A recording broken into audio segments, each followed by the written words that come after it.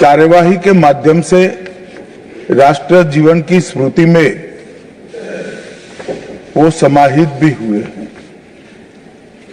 मेरा मानना है कि ये जो आपका निर्णय है, सदन का निर्णय है कि वंदे मातरम के 150वें साल के प्रवेश पर ये महान सदन वंदे मातरम के भाव के लिए, वंदे मातरम के यशोगान के लिए और वंदे मातरम को चिरंजीव बनाने के लिए एक चर्चा करें और इस चर्चा के माध्यम से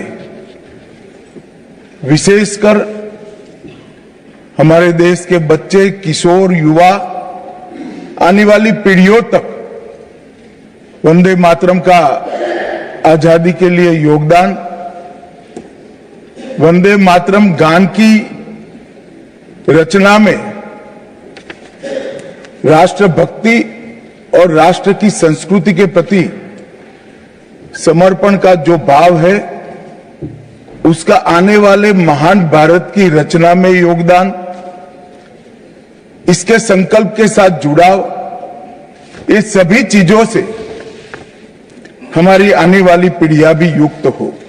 इसलिए मैं आपका और सदन के सभी सदस्यों का हृदयपूर्वक बहुत बहुत अभिनंदन करना चाहता हूं कि आज ये चर्चा यहां पर आकार ले रही है।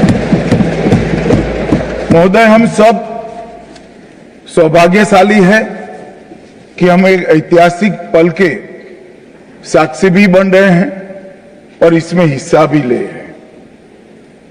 ये महान सदन में जब वंदे मातरम की चर्चा हो रही है, तब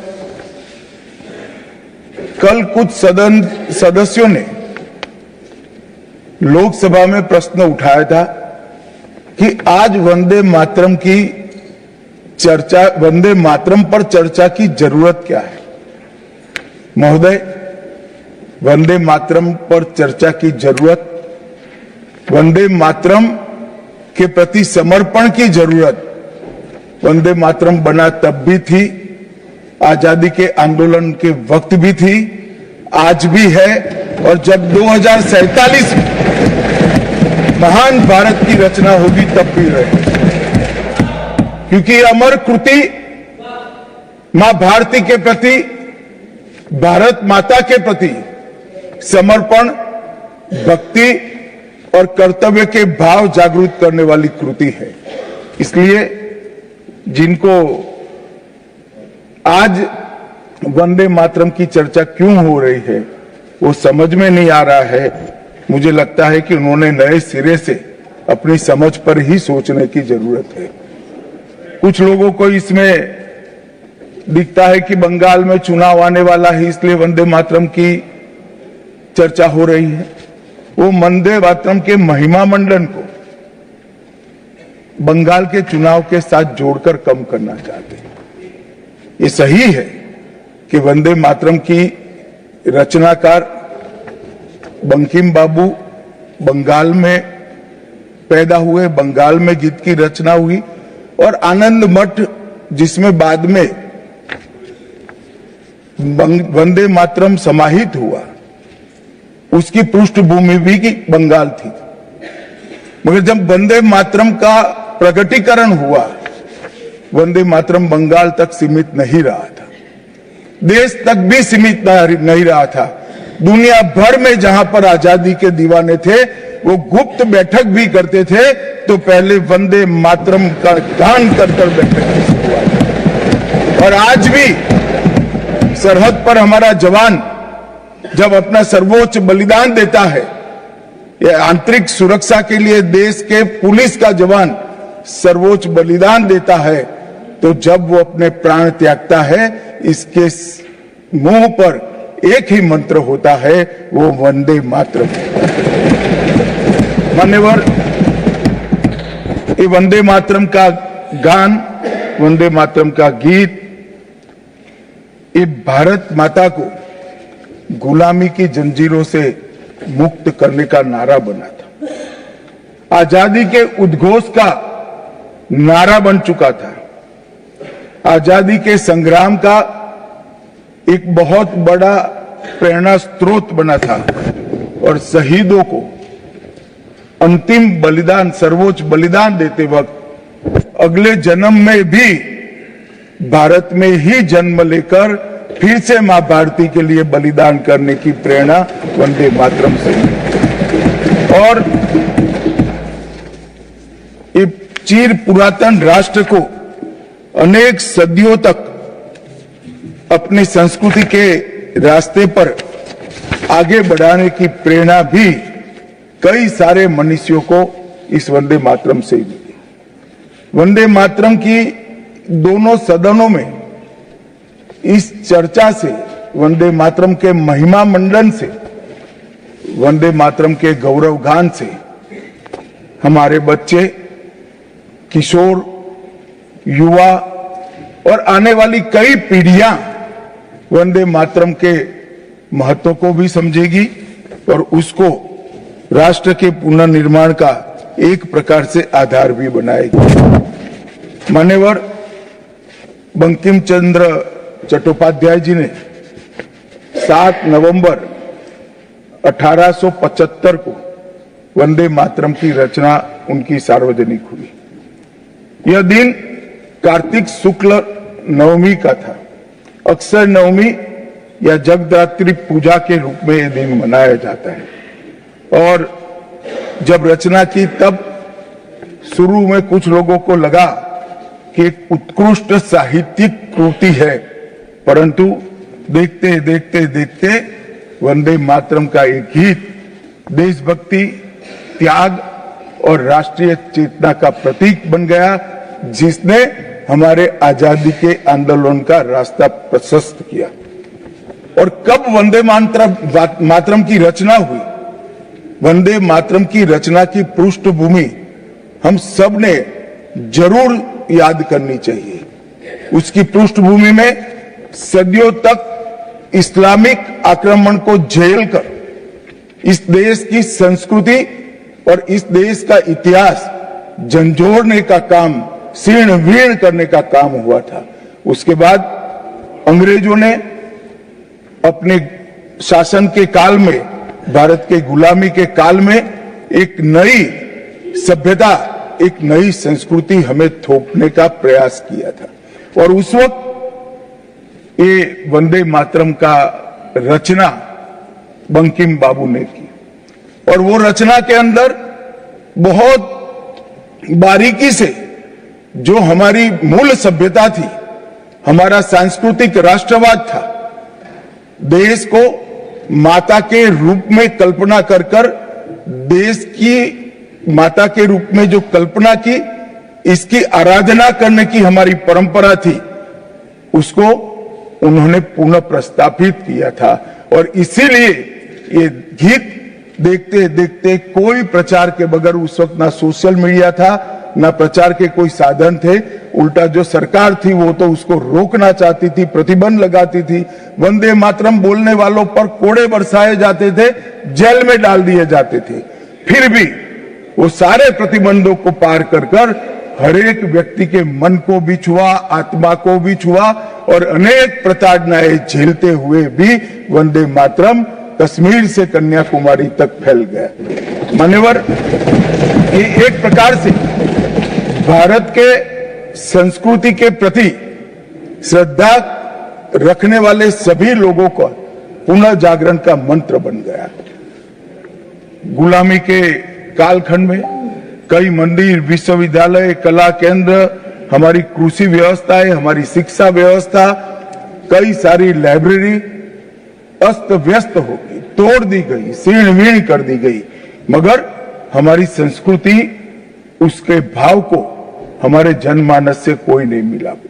मगर एक जरूरत थी वो भाव को जागरूक करने की और वो भाव को पुनः संगठित करने की। उसी वक्त बंकिम बाबू ने वंदे मातरम की रचना की और देखते देखते वंदे मातरम का नारा अक्रॉस द कंट्री, पूरे देश में ट्रैवल कर गया मान्यवर, और अंडमान निकोबार की जेलों तक पहुंच गया। उसको ना अंग्रेज रोक सके, ना अंग्रेजों की सभ्यता को स्वीकारने वाले लोग रोक सके। मान्यवर, वंदे मातरम ने एक ऐसे राष्ट्र को जागरूक किया जो अपनी दिव्य शक्ति को भुला चुका था। राष्ट्र की आत्मा को जागरूक करने का काम वंदे मातरम ने किया। यह इसीलिए महर्षि अरविंद ने कहा, वंदे मातरम भारत के पुनर्जन्म का मंत्र है। श्री अरविंद का ये वाक्य, इसका गर्भित अर्थ वो वंदे मातरम की महत्ता को बताता है। मान्यवर, अरविंद घोष ने यह भी कहा कि देश को एक ऐसे मंत्र की आवश्यकता थी और ईश्वर ने उसे साकार करने के लिए ही बंकिम बाबू को इस भूमि पर भेजा था। श्री अरविंद का वंदे मातरम के लिए भाव बच्चे बच्चे के लिए एक प्रेरणा स्रोत बन गया और हमारे आजादी का नारा बन गया। मान्यवर, हमारे देश को जो लोग समझते हैं, लोग जो जानते हैं, वो सभी लोगों को मालूम है कि हमारा देश पूरी दुनिया में एक प्रकार से अनूठा देश है। दुनिया के कई देशों की रचना अधिनियमों से हुई है। कहीं युद्धों के कारण हुई, कहीं युद्ध के बाद संधि के कारण हुई। भारत एकमात्र ऐसा देश है जिसकी सीमाएं कोई अधिनियम से तय नहीं की है।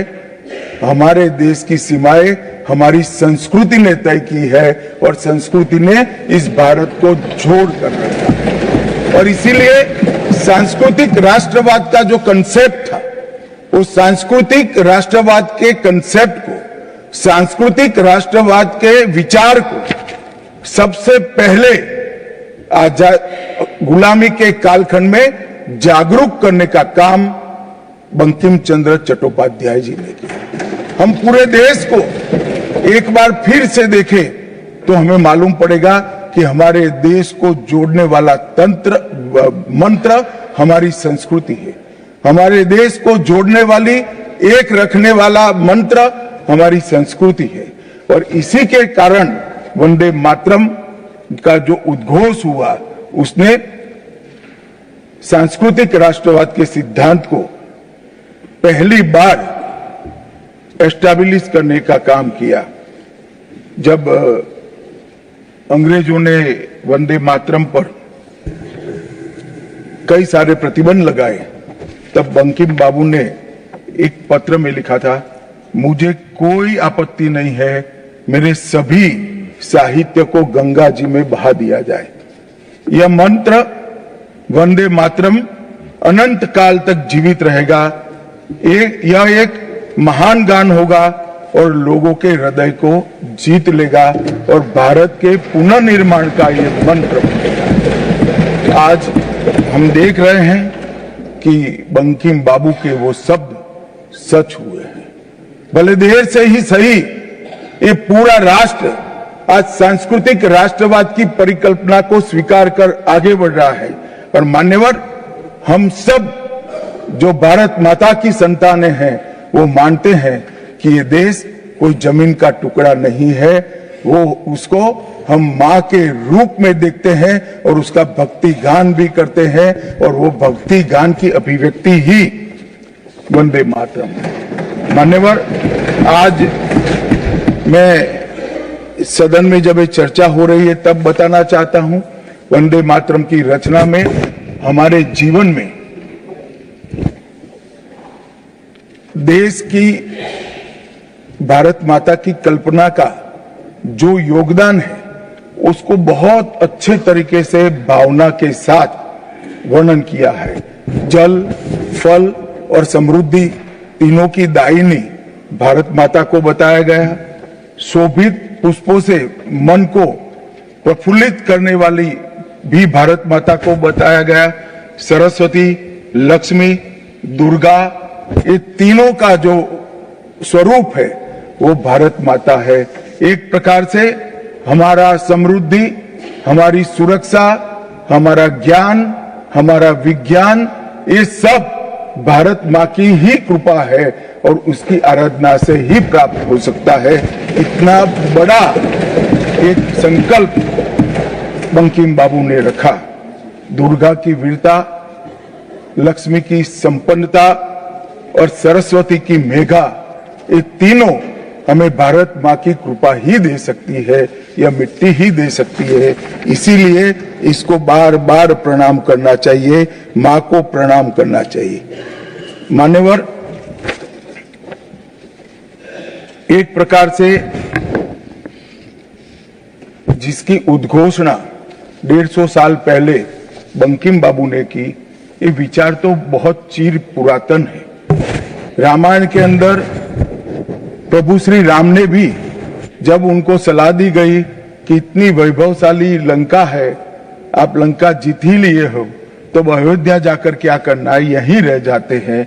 तब उन्होंने कहा कि माता और मातृभूमि ईश्वर से भी बड़ी होती है, मैं माता और मातृभूमि का त्याग करूं। मातृभूमि के महिमा मंडन प्रभु श्री राम ने भी किया, मातृभूमि का महिमा मंडन आचार्य शंकर ने भी किया और मातृभूमि का महिमा मंडन आचार्य चाणक्य ने भी किया। ये सभी ने समय समय पर हमारे अस्तित्व को मातृभूमि के साथ जोड़ने का काम किया। मातृभूमि ही हमें पहचान देती है, वो ही हमें भाषा देती है, वो ही सभ्य जीवन जीने की संस्कृति का आधार बनाती है और वो ही हमारे जीवन को ऊपर उठाने का अवसर देती है। इसलिए मातृभूमि से ज्यादा कुछ हो नहीं सकता।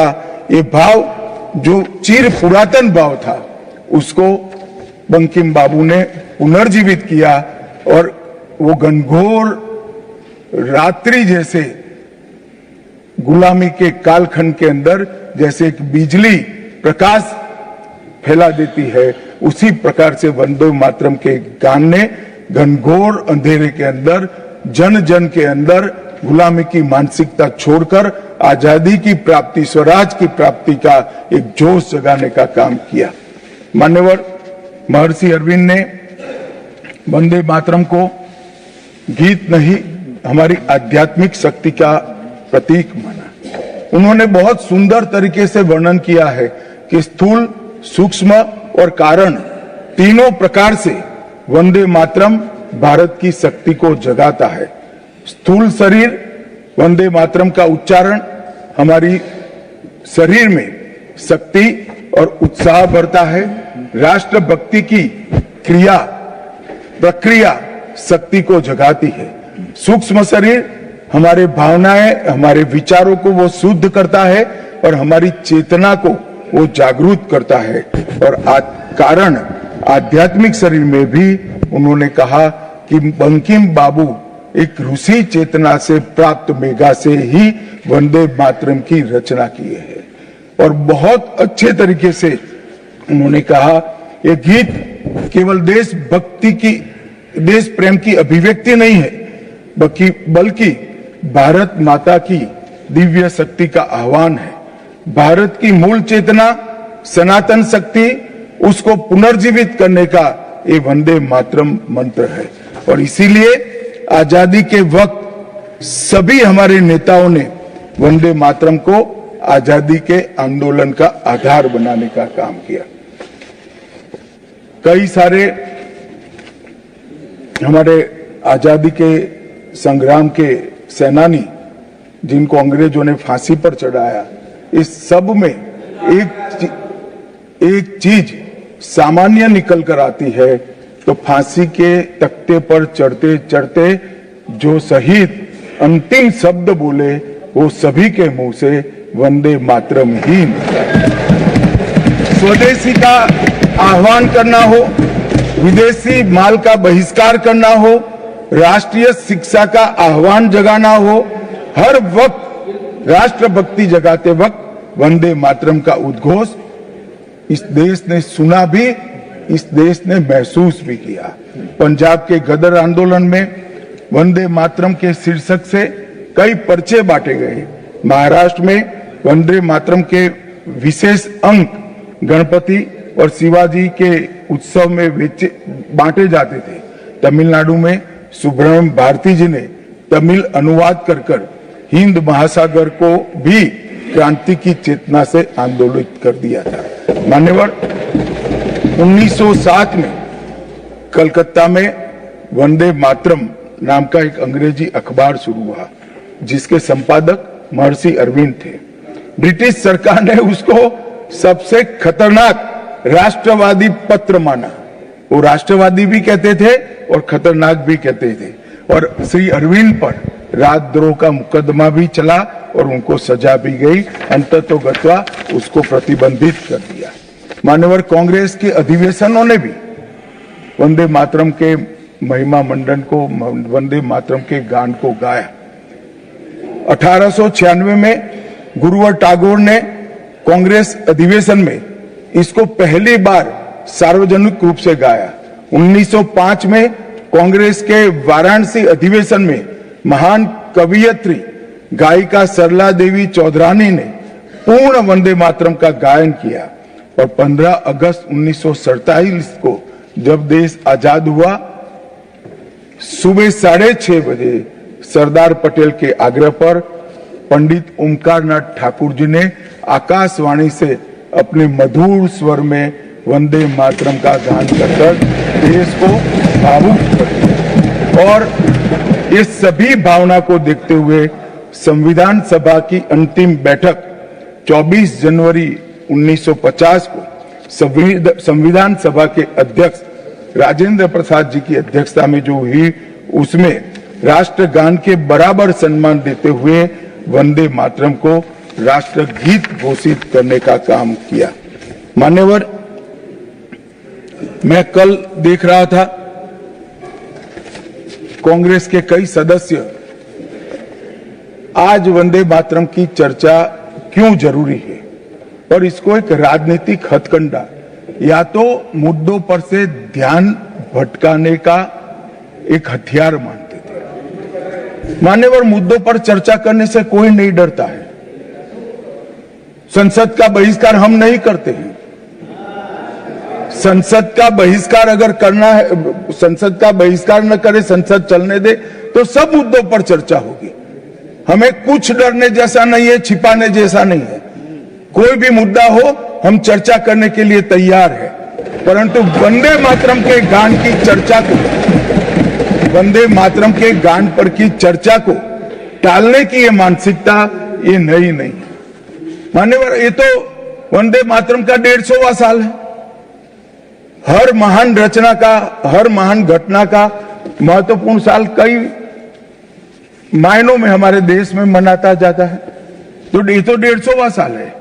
अब हम थोड़ा पीछे मुड़कर देखते हैं। मान्यवर, जब वंदे मातरम के 50 साल हुए तब क्या हुआ?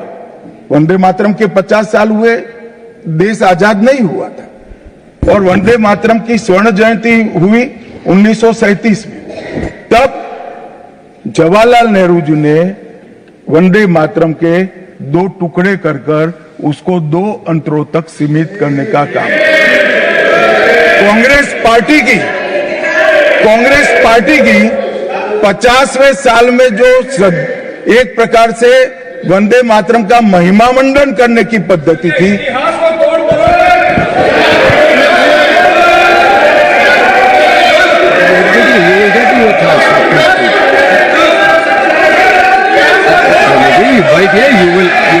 you will get your chance to speak, na? Unless he yields, unless he yields, how I can? Unless he yields, how I can? मान्यवर, 1 मिनट में उनको बहुत समय दिया गया। अपने समय पर बोले ना, मुझे कोई आपत्ति नहीं। आपका समय, खड़गे साहब आपका समय आएगा। Garge ji, सभापति you are going to get your time. Please wait. Garge ji, you are going to get your time. Please wait. Let him speak.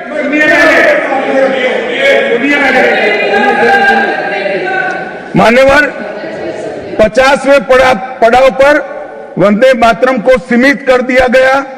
वहीं से तुष्टीकरण की शुरुआत हुई और वो तुष्टीकरण जाकर देश के विभाजन में पहुंचा।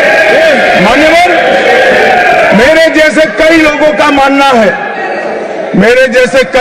मानना है, कांग्रेस पार्टी को पसंद आए ना आए, अगर वंदे मातरम के तुष्टीकरण की नीति के तहत 2 टुकड़े न करते तो देश का बंटवारा नहीं होता और देश पूरा होता। मान्यवर, 50 साल के बाद 50 साल के बाद No, nothing will 50 साल go के on बाद record except honorable minister's speech. Please. मान्यवर, 50 साल के बाद वंदे मातरम 100 साल का हुआ। सबको था कि 100 साल मनाए जाएंगे, 100 साल मनाए जाएंगे, मगर 100 साल हुआ तब वंदे मातरम का महिमा मंडन का सवाल ही नहीं था, क्योंकि वंदे मातरम बोलने वाले जो सारे लोग थे उनको इंदिरा जी ने जेल में बंद कर दिया। इस देश में आपातकाल लगाया गया, आपातकाल लगाया गया। विपक्ष के लाखों लोगों को, लाखों समाज सेवियों को, स्वयंसेवी संगठन के लोगों को जेल में भर दिया गया। कोई कारण के बगैर अखबारों पर ताले लगा दिए गए, यहां तक कि आकाशवाणी में उस वक्त एक ही माध्यम था, आकाशवाणी में किशोर कुमार की आवाज ही नहीं आती थी, डुएट गाने भी लता जी की आवाज में ही आते थे। मान्यवर, पूरे देश को जब वंदे मातरम 100 साल का हुआ, पूरे देश को बंदी बनाकर रख दिया। और कल 150वां साल है। 150वें साल में लोकसभा में चर्चा हुई। साहब, ये कांग्रेस पार्टी की स्थिति देखिए। जिस कांग्रेस पार्टी के अधिवेशनों की शुरुआत गुरुवर टागोर जैसे लोग वंदे मातरम गा कर कराते थे। वंदे मातरम कांग्रेस पार्टी के आजादी के आंदोलन का एक मंत्र बना था। वो वंदे मातरम के महिमा मंडन करने के लिए जब लोकसभा में चर्चा हुई, गांधी परिवार के दोनों सदस्य नदारद थे, दो में से एक भी। वंदे मातरम का विरोध आज भी जवाहरलाल नेहरू से लेकर आज के कांग्रेस के नेतृत्व तक कांग्रेस के खून के अंदर है। मान्यवर,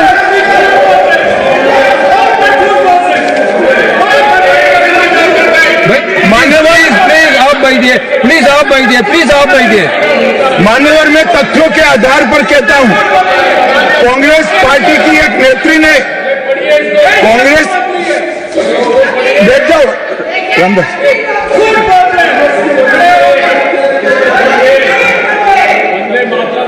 अरे दिग्विजय जी, अब नौकरी पक्की है, इस आयु में क्या कर रहे हो भैया? अब नहीं जाएगी नौकरी।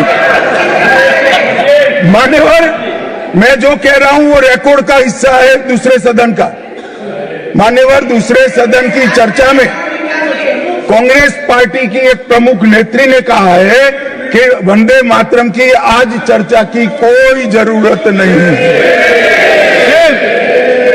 मुझे मालूम नहीं पड़ता कि वंदे मातरम से कभी नहीं कहा है सर, हमने पहले दिन से कहा है चर्चा होनी चाहिए। नो, नेत्री क्या कहा?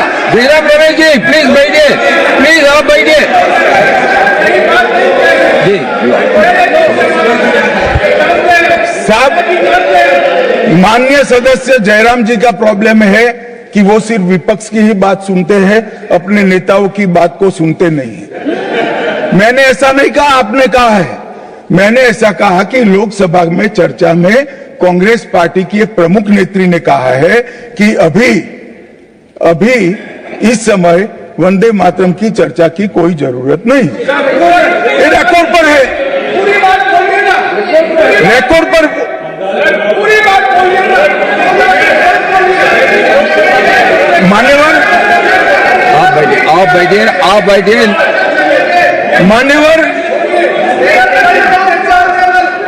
मान्यवर, जिस गीत को, जिस गान को महात्मा गांधी ने राष्ट्र की शुद्धतम आत्मा से जुड़ा हुआ गीत कहा, बिपिन चंद्र पाल ने एक राष्ट्र धर्म है जिसमें राष्ट्रभक्ति और कर्तव्य दोनों समाहित है, जिसकी अभिव्यक्ति वंदे मातरम करता है। वो वंदे मातरम का टुकड़ा करने का काम भी कांग्रेस पार्टी ने किया था। मान्यवर, अंतर्राष्ट्रीय स्तर पर भी वंदे मातरम ने हमारे आजादी के आंदोलन को गति देने का काम किया। श्यामजी कृष्ण वर्मा, मैडम भिखाजी कामा और वीर सावरकर ने जो भारत का त्रिवर्ण ध्वज निर्मित किया था, उस पर स्वर्णिम अक्षर में एक ही नाम था, वंदे मातरम। मान्यवर, बर्लिन के ओलंपिक्स में भी 1936 में गुलामी के कालखंड में भी जब हमारे हॉकी की हमारी टीम को उत्साह की जरूरत थी, प्रेरणा की जरूरत थी, कोच ने लाइन में खड़े कर भावपूर्ण तरीके से वंदे मातरम का गान किया और हम गोल्ड मेडल जीत कर आ गए। मान्यवर, भारतीय जनता पार्टी की रचना हुई तब से हमारी तो पार्टी की रचना ही सांस्कृतिक राष्ट्रवाद और ये देश अपने मूल संस्कृति के आधार पर, मूल विचारों के आधार पर चलना चाहिए, पाश्चात्य संस्कृति के आधार पर नहीं चलना चाहिए। इसीलिए हमारी पार्टी की स्थापना थी। मान्यवर, इस संसद में वंदे मातरम के गान को बंद करा दिया है।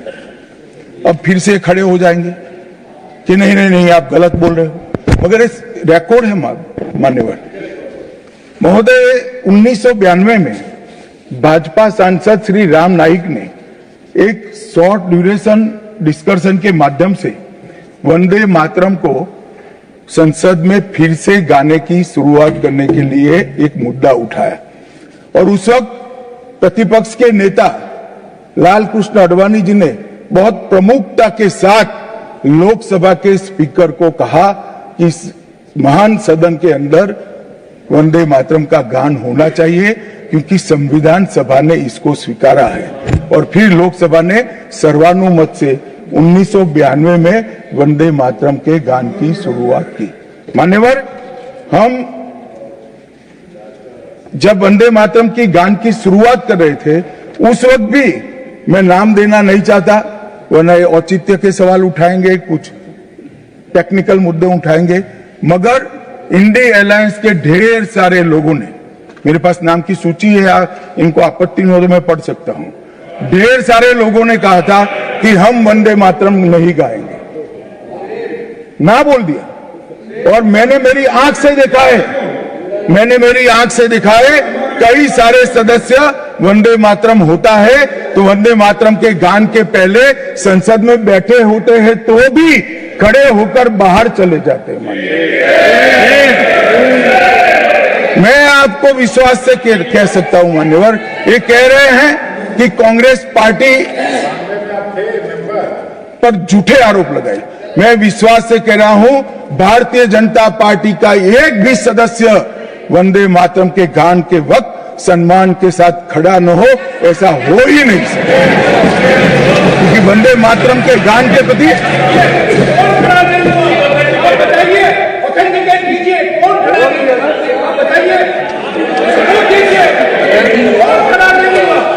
आप बैठिए, आप बहुत बैठिए प्लीज, बैठिए। You will get your chance to speak. You can say your opinion when the turn comes to you.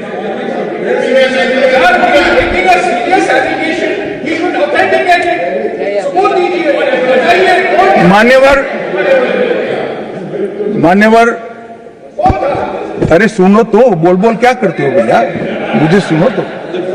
मान्यवर, सम्मानीय सदस्य जी ने कहा है कि कौन कौन कांग्रेस पार्टी के लोगों ने वंदे मातरम नहीं गाने के लिए स्टेटमेंट दिया है और संसद के वक्त बाहर चले गए हैं।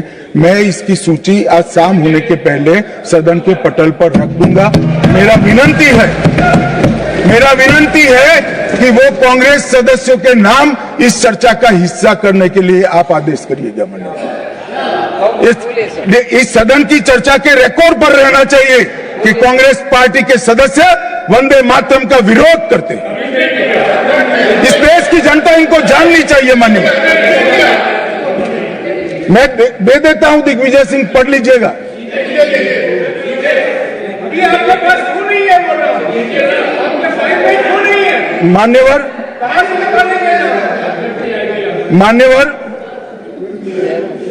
वंदे बंकिम चंद्र चटर्जी की, चट्टोपाध्याय जी की 130वीं जयंती पर हमारी सरकार ने, डाक विभाग ने एक स्टैंप जारी किया।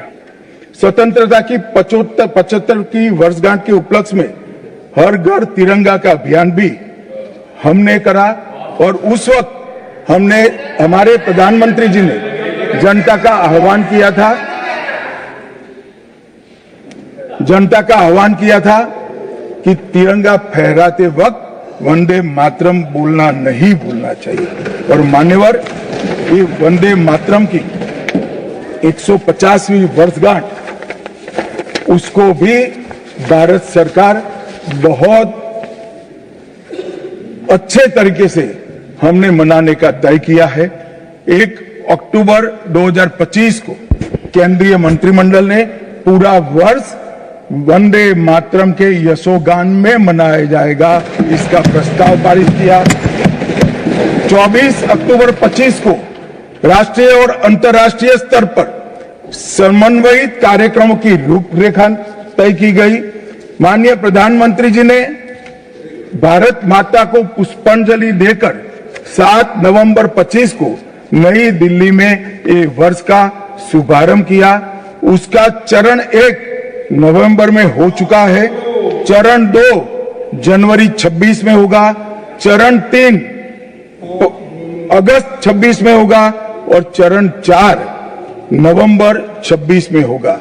स्मारक डाक टिकट का वो भी हम जारी कर चुके हैं, सिक्का भी जारी कर चुके हैं। वंदे मातरम नाद एकम रूप अनेकम ऐसे शीर्षक से 75 वादकों द्वारा विशेष सांस्कृतिक प्रस्तुतिकरण की रचना भी हो चुकी है और सुबह 10 बजे उस दिन 7 नवंबर को देश भर में सामूहिक वंदे मातरम का गान भी भारत सरकार के आह्वान पर देश की जनता ने किया। मान्यवर, वंदे मातरम के 150 वर्ष, इसकी डॉक्यूमेंट्री और प्रदर्शनी बनाई गई है हर जिला सेंटर पर और हो सके तो तहसील सेंटर पर उसको दिखाया जाएगा। डिजिटल मोड पर करोड़ों लोगों को वो प्रदर्शनी भी भेजी जाएगी। ऑल इंडिया रेडियो, दूरदर्शन और एफएम चैनलों पर विशेष कार्यक्रमों को प्रसारित करने का हमने आयोजन किया है। प्रेस सूचना ब्यूरो द्वारा टायर 2 और टायर 3 शहरों में चर्चा सभाएं का आयोजन होने वाला है।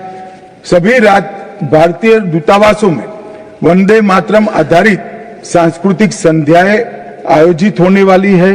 Vande Mataram salute to mother earth के तहत वृक्षारोपण अभियान चालू है। हाईवे पर देशभक्ति आधारित वंदे मातरम के इतिहास को दर्शाते हुए भित्ति चित्र भी हम रखने वाले हैं। रेलवे स्टेशन और हवाई अड्डों पर एलईडी डिस्प्ले के माध्यम से सार्वजनिक घोषणा भी होगी और वंदे मातरम और बंकिम चंद्र चट्टोपाध्याय जी पर 25 लघु फिल्में 1-1 मिनट की बनाने का भी हमने शुरुआत कर लिया है। मान्यवर, देश के प्रधानमंत्री जी ने लाल किले से अमृत काल के लिए पंच प्रण की घोषणा की थी। इसमें एक, जब देश आजादी की शताब्दी मनाता हो उस वक्त विकसित भारत का लक्ष्य हमने तय करना है। गुलामी की हर मानसिकता से मुक्ति प्राप्त करनी है। अपनी विरासत पर गर्व लेना है। देश की एकता और एकजुटता और अखंडितता को हमें संभाल कर रखना है और नागरिकों में कर्तव्य की भावना को हमें आगे बढ़ाना है। मान्यवर, जब देश के आजादी के 75 साल हुए, कोरोना काल होने के बावजूद 2 साल तक पूरे देश के हर गांव में आजादी के अमृत महोत्सव को मनाया गया। अमृत महोत्सव के माध्यम से इस देश की युवा पीढ़ी को हमारी 1857 से 1947 तक की पूरी आजादी के संघर्ष को हमारे युवाओं को परिचित कराया। कई नामी, कई अनामी, जिनके नाम भी इतिहास में दर्ज नहीं हुए, ऐसे स्वतंत्रता संग्राम के नायकों को ढूंढकर उनके स्मारक बनाए गए। देश भर में कई कार्यक्रम हुए और देशभक्ति का एक नया ज्वार खड़ा करने का प्रयास आजादी के बाद पहली बार 75 साल जब मनाए गए तब हुआ। और वहां से अटके नहीं, माननीय प्रधानमंत्री जी ने अमृत काल का विचार रखा। आजाद हुए तब से 75 साल जितनी भी सरकारें आई, अच्छा काम किया, सबने देश को बहुत आगे बढ़ाया है। हमने हमारे लोकतंत्र को पाताल से भी गहरा पहुंचाया है। हमारे लोकतंत्र की जड़ें आज मजबूत हो चुकी है मान्यवर। मगर 75 से 100 साल का एक कालखंड अमृत काल के रूप में इसका नामकरण प्रधानमंत्री नरेंद्र मोदी जी ने करा और देश के युवाओं के सामने एक संकल्प रखा मान्यवर कि आजादी का अमृत महोत्सव से आजादी की शताब्दी तक ये जो पूरा कालखंड है वो देश को महान बनाने का कालखंड के रूप में हम उसको चैलेंज के रूप में लेंगे, एक चुनौती के रूप में लेंगे। और जब आजादी की शताब्दी मनाई जाएगी, ये देश पूरे विश्व में हर क्षेत्र में नंबर 1 पर होगा ऐसे देश।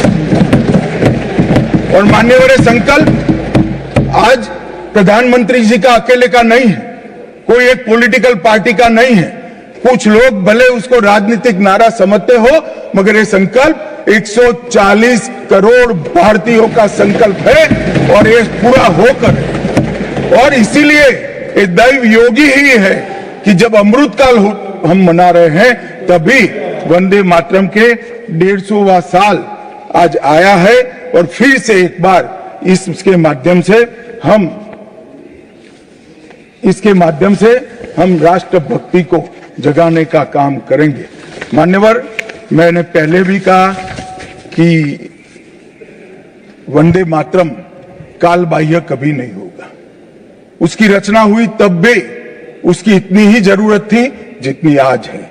और मान्यवर, उस जमाने में वंदे मातरम देश को आजाद बनाने का कारण बना और अमृत काल में देश को विकसित और देश को महान बनने का नारा वंदे मातरम बनेगा, इसका मुझे पूरा विश्वास है। और मैं मानता हूं कि सदन में बैठे हुए सभी सदस्यों की साझी जिम्मेदारी है कि हम बच्चे के मन में वंदे मातरम के संस्कार पुनः जागृत करें, हर युवा के मन में वंदे मातरम के नारे को प्रस्तापित करें, हर किशोर को वंदे मातरम की व्याख्या के रास्ते पर अपना जीवन समर्पित करने के लिए उसको प्रेरित करें। और वंदे मातरम का ये उद्घोष ही हमारे आजादी के सेनानियों ने जो भारत की कल्पना की थी वो भारत की रचना का कारण बनेगा।